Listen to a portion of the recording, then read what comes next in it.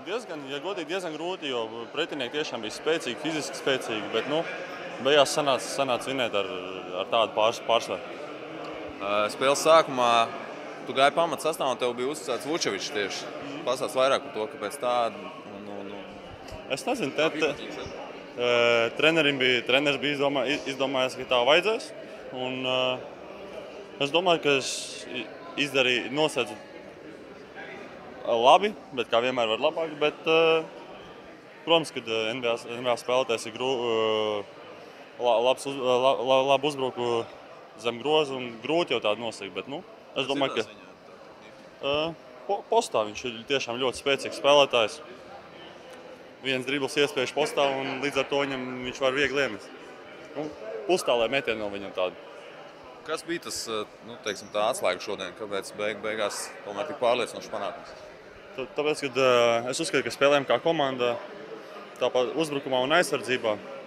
Uzbrukumā ļoti labi kustinājām bumbu, bija labi metieni, ātri uzbrukumi, tāpēc arī vinējām. Puslaika pārtraukumā diezgan ātri atgriezāties laukumā, iesildīties. Nebija gara uzruna, ko treneris teica? Nebija, vienkārši aizgājām, izdarījām pāris nianses un viss, saņēmāmies. Zinām, ka jānāk visiem 100% ārā. Kā tev pašam ir tas sniegums, varbūt, statistikas ziņā nav tik stabils? Kā tu pats jūties? Viena spēle tāda. Es pats jūtos labi, tā sanāk. Viena spēle sanāk varbūt labāk nospēlēt, otru sliktāk, bet nekas. Cenšos izdarīt visu pa 100%. Daudz sanāk sekt tev tieši lielos spēlētājus garos. Kā ir cīnīties ar tādiem, ar ko tu sezonas laikā varbūt netik daudz cīnies? Ir grūtāk, bet nesūdzos. Protams, ka ir lielāka pretestība, bet tā nav problēma. Nākamais pretinieks Slovenija. Cik daudz zini par viņiem? Protams, pieredzējusi komanda ļoti labi spēlētāji, bet tur vienkārši jāiet un jācīnās. Nav variantu. Viennozīmīgi šī komanda ir spēcīga, fiziski, mentāli.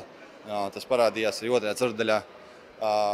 Tā kā viņi atnāca atpakaļ, mums bija kaut kāda plus 10, 12 jau un nomainījāmies un viņi ielika pāris metienus un viņi bija atpakaļ spēlēt 2 punkti, kā atšķir komandas. Tā kā trešā ceturdaļa, es domāju, izšķīra visu ar to, ka mēs iznācām tiešām koncentrējušies un izmantojām savas iespējas uzbrukumā, brīvos metienus, bet viss sākās no labas aizsardzības, es uzskatu. Kā bija tie aizsardzībā tie uzstādījumi, jo viņi sāk ar 2 lieliem, kas būtībā nepamat sodu laukumu vai nav bīstami ārpus sodu laukumu. Kas bija tie galvenie uzstādījumi pirms spēles tieši pret viņiem? Es nezinu, vai nav bīstami, ja ieliek 6, laikam 3-punktnieks, cik es sapratu, Dubļevičs. Tie, kas iet pamatsastāvā. Viņi sāka, varbūt tā doma, ka viņiem bija uzstādījums postot, ka redzēja varbūt kaut kādas iepriekšējās spēles, ka mums ir bijis kaut kādas problēmas, varbūt vairāk vai mazāk, bet man liekas, ka viņi diezgan ātri samainīja atpakaļ, uzlaida laukumā, un tad tas arī viņu spēli izmainīja. Viņi nāca atpakaļ un pievilka tieši ar tiem metieniem, tā kā uzstādījums bija vienkārši spēlēt ātri, mēģināt pāriet ātrie pārēji, jo garie nav tik ātri, lai atgrieztos. Un nav tik labi viņi komanda kā sadalīt transition aizsardzībā spēlētājs. Tā kā tas mums bija viens no uzdevumiem. Nākamais Slovenija, ko tu zini vai esi redzējis? Zinu diezgan daudz, redzējis arī daudz. Tomēr laiks ir pagājis kaut kāds. Es domāju, šeit viens otru labi jau zinu, tā kā būs smaga spēle. Viņiem ir labi spēlētāji. Es domāju, viņiem ir lielāka koncentrācija tieši uz mazajiem. Tā ir viņa lielākā kaut kāda punktu daļa komandas. Tā kā es domāju, būs interesanti spēlēt pret viņiem. Pārsvarā mēs esam spēlējuši kaut kādiem vairāk mazāk lieliem. Mums bija lielākie sagādātāji problēma kaut kāda.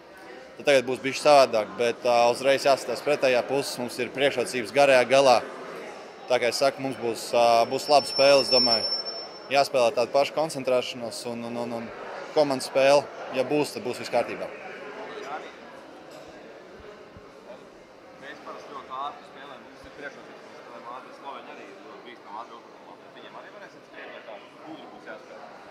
Nē, viennozīmīgi ir jāskrien, ja ir iespēja.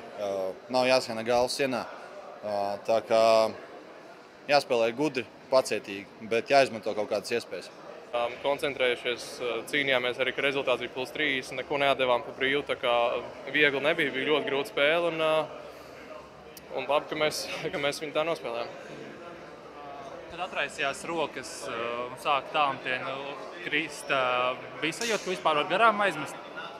Ja godīgi, tad spēles laikā par to nedomāju, jo spēlēm pēc situācijām, kādas mums radās, bija brīvie metieni un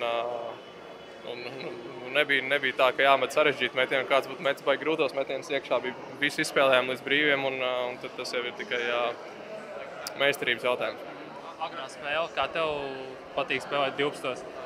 Nav problēma. Spānijā 3 gadus spēlēju. Tur principā visas Spānijas līgas spēles ir 12+1. Tā kā ir godīgi pat ļoti labi no rīta. Nav daudz jādomā, piecelies pēc brokastis un spēli. Jā, sevišķi ja uzvar, tad vispār super. Tagad Slovenija kaut ko var ieskicēt par viņiem? Pāris spēles esmu redzējis. Ļoti labi spēlē, ļoti labi basketbolu rāda. Viņiem arī, es domāju, ka līdzīgi kā mums ir daudz spēlētāji, kas var taisīt rezultātu, kas var iemest tos 11-20 punktus. Tā kā būs grūti, būs ļoti grūti.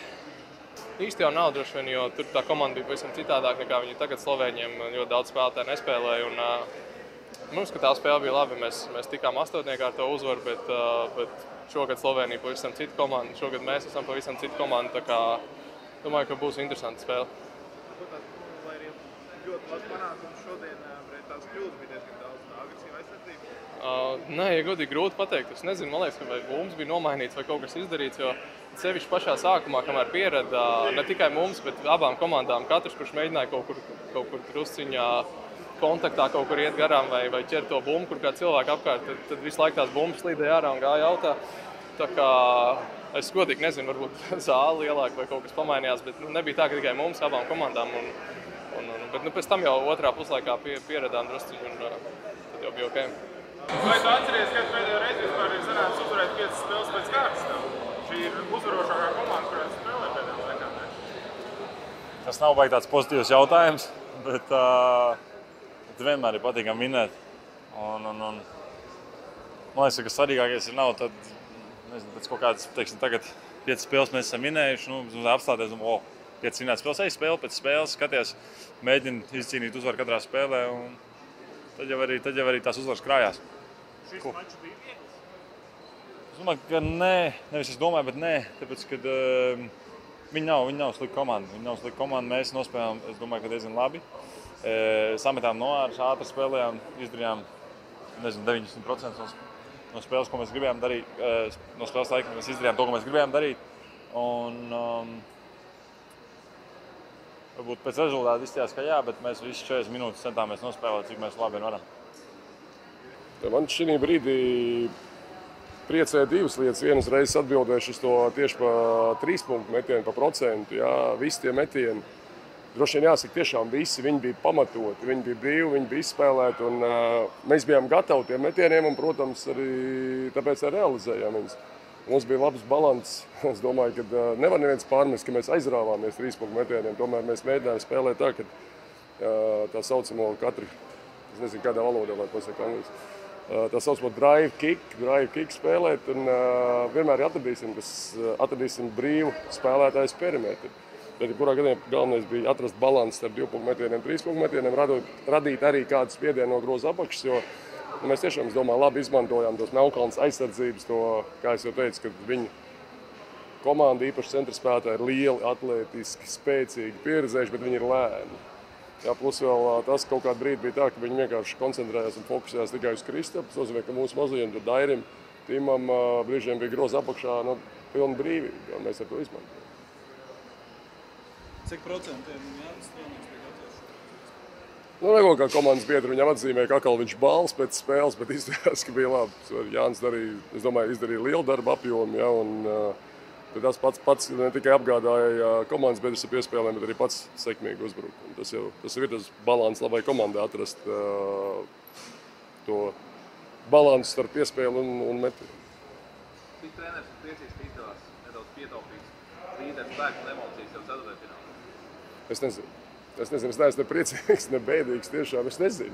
Ja kāds var man pateikt, ka tas ir labi vai tas slikti, sakiet, tikai pamatojiet to. Es nezinu. Mēs spēlējam pēc situācijas. Jā, bija, protams, tā, ka mēs kaut kādu brīdi nomierinājāmies. Jā, tieši, kad beigās jau, protams, ir tāds basketbola terminoloģijā tāds tāds teiciens, tāds termins, jau var teikt, garbage time, ja, bet es viņu neatzīstu, uzskatu, ka jāmāk spēlēt vienalga, katram spēlētājiem, visiem spēlētājiem savas lomas komandā. Un mēs nedrīkstam apstāties. Nav svarīgs rezultāts. Uz tablo visu laiku jāspēlē ar domu, ka uz tablo ir visu laiku 0-0 vai līdzīgs rezultāts. Ar tādu domu visu laiku jāiet uz lauku. Trener, visi 11 spēlētāji spēlē, Kristaps Janičēnavs nepiecēlās no soliņa otro maču. Es pat nezinu, ko atbildēt. Tur Kristapam viss pienāks. Kristaps ir mentāli stiprs spēlētājs un viņa minūtes, viņa laiks pienāks. Par Sloveniju parasti jūs sakat, ka mēs varam pātrināt spēli, kā ir par Slovēņiem. Viņi arī ir labi skrien. Viņi ir, teiksim tā, viņiem viss tā spēle sākās no mazās līnijas, kā parasti basketbolā. Visi agresivitāti iziet no mazajiem spēlētājiem, ja, Dragič, Dončič, plus vēl 3-4 ļoti labi snaiperi, pieredzējuši spēlētāji, komentārus neprasa. Ja, un stils viņiem līdzīgs, tā kā mums viņi spēlēja ātru basketbolu, daudz uzbruk, ja, pie mazākās iespējas īpaši Dragič. Ja, un es domāju, ka tas galvenais mums galvās jāieliek tas, ka pirmais, kas mums jādara, ir pēc sekmīgi metiena, nerunāt par nesekmīgi, ātri jāatgriežas atpakaļ, likt maksimāli spēlēt pozicionālu basketbolu. Ja, jo šai komandai ļaus ieskrieties, un viņi pārskrēja pāri gan frančiem, gan grieķiem, ja, un tas ir labs tāds uzskats materiāls. Un mums vajadzētu no tā izdarīt secinājumus.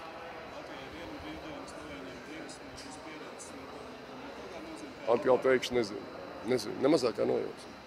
Nezinu, mums rītā treniņš, parīt droši vien treniņš spēle. Ja. Es nezinu, tiešām.